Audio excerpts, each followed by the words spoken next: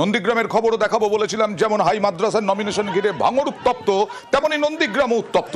একেবারে নন্দীগ্রামে সিপিআইএম কে মারধরের অভিযোগ, লাঠি পেটার অভিযোগ তৃণমূলের বিরুদ্ধে, সেই হাই মাদ্রাসার নমিনেশন ঘিরে দেখুন।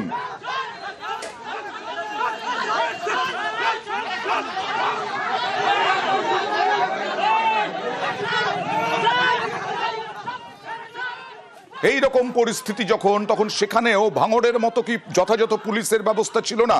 সরাসরি চলে যাব সুজিতের কাছে। সুজিত, নন্দীগ্রাম মানেই উত্তাপ, নন্দীগ্রাম মানেই রাজনীতির উত্তেজনা, আর সেখানে হাই মাদ্রাসার নমিনেশন ঘিরে এরকম গন্ডগোল হয়ে গেল কেন?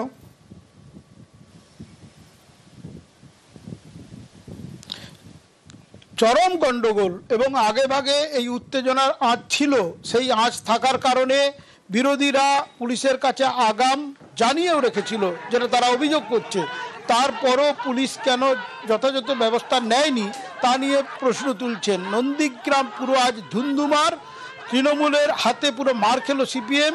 বলা যায় সিপিএম কে মারধর করলো তৃণমূলের লোকজন, মাটিতে ফেলে। এটাই তো অদ্ভুত লাগছে যে সিপিআইএম কেন মারধর খেলো, বিজেপি মারধর খেলো না, বিজেপি মারধর করলো না। নন্দীগ্রাম তো শুভেন্দু অধিকারীর জায়গা।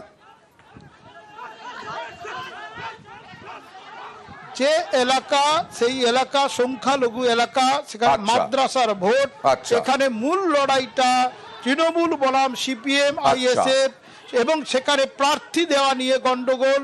যেখানে ভোট এখন দেরি আছে, আজকে নমিনেশন ছিল, নমিনেশন যাতে না দিতে পারে বিরোধীরা, তার জন্য এই রকম হাঙ্গামা বলে অভিযোগ করছে সিপিএম, এবং তারই ফলে তাদেরকে নমিনেশন করতে গেলে মারধর করা হয়। যদিও তৃণমূল অভিযোগ অস্বীকার করে জানিয়েছে সমর্থন নেই। তারপরে কি নমিনেশন পর্ব শেষ হয়েছে আদৌ? এখন রীতিমতো ক্ষোভ বিক্ষোভ চলছে, নন্দীগ্রামে মিছিল চলছে, নন্দীগ্রাম থানার সামনে অবস্থান বিক্ষোভ করছে সিপিএম এর কর্মী সমর্থকরা, এবং তারা জানাচ্ছে 15 জন তাদের আহত হয়েছে, আহতদের হাসপাতালে ভর্তি করা হয়েছে।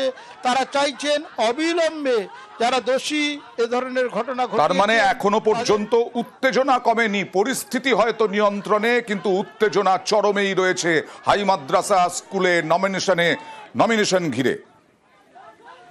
6 জন প্রার্থীকে নিয়ে মনোনয়ন করতে গিয়েছিলাম, সেই জায়গায় অতর্কিত আক্রমণ, হাতে অস্ত্র নিয়ে, লাঠি সোটা অস্ত্র নিয়ে আমাদের কর্মীদের উপরে এবং কি আমার উপরে ব্যাপকভাবে আক্রমণ করে।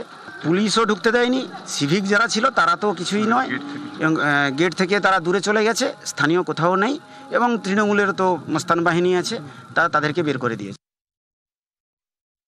দাউদপুর এলাকায় যে ভোটাররা আছে, একজনও ওদের সঙ্গে নেই। এখনও পর্যন্ত আমরা যেটা দেখেছি সমস্ত বহিরাগত, এখানে এই দাউদপুর এলাকার একজন লোক ওদের সঙ্গে নেই।